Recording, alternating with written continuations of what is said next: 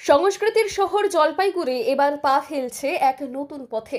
ঐতিহ্য আর আধুনিকতার মেলবন্ধনে সাজছে শহরের হৃদয় রাজবাড়ি পুকুর। রোজ সকালে পুকুরের চারপাশে হাঁটতে বেরোন সাধারণ মানুষ। এবার সেই হাঁটার ছন্দে যুক্ত হবে রবীন্দ্রসঙ্গীত আর সকালের সুরেলা গান। হাঁটতে হাঁটতেই মিলবে এক অন্য অভিজ্ঞতা, এমনটাই জানালেন এসজেডি-এর চেয়ারম্যান। পুরো দেখেছি রাজবাড়ির দিকে সকালে আমি শুনেছি প্রচুর মানুষ এখানে মর্নিং ওয়াক করতেও আসে।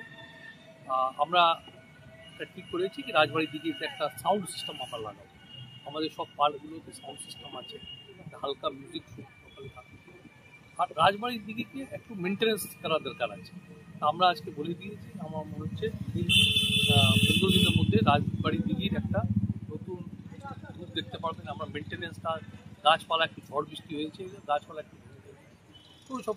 সম্প্রতি রাজবাড়ি পুকুর চত্বরে ঘুরে দেখেন তিনি, জানিয়েছেন পরিবেশকে আরও সুরভিত আর শান্তিপূর্ণ করাই লক্ষ্য প্রশাসনের।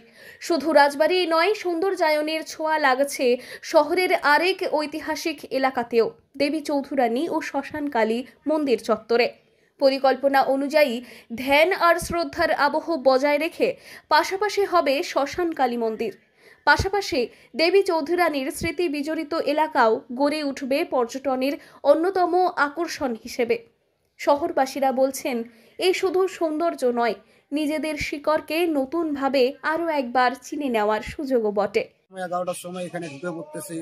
একদিন রাত্রে আমরা এক মেয়ে ছেলেকে দেখছি ঢুকতে, তো বলার পরে বললো আমার ফাঁসি হয়। আমরা বললাম বেরিয়ে যাও এখান থেকে, এত রাত্রে এখানে থাকা উচিত না। বর্তমান অবস্থা কি রয়েছে? বর্তমান অবস্থায় যে যার মতো আসছে, কেউ কেউ নেশা করে এসে শুয়ে পড়তেছে, ঠিক আছে, কাউকে কিছু বাধা দেওয়ার মতো নেই। কি চান আপনাদের? আমরা চাই মন্দিরটা ঘেরাফেরা থাকুক, যাতে ঠাকুর ভক্তরা যারা আসলো মায়ের কাছে তারা মায়ের পুজো টুজোর দিক চলে যাক, ঠিক আছে। ও উৎসঙ্গভাবে আসে, রাত্রেবেলা নেশা করছে, হাবিজাবি করছে, এসব যদি না হয়। এসজেডি-এর উদ্যোগে দেবী চৌধুরানী থেকে রাজবাড়ি সব মিলিয়ে এক নতুন রূপে জেগে উঠতে চলেছে জলপাইগুড়ি শহর। উন্নয়নের এই পথ শুধু শহরকে বদলে দিচ্ছে না, গর্বে ভরিয়ে তুলছে শহরের মানুষের মনকেও।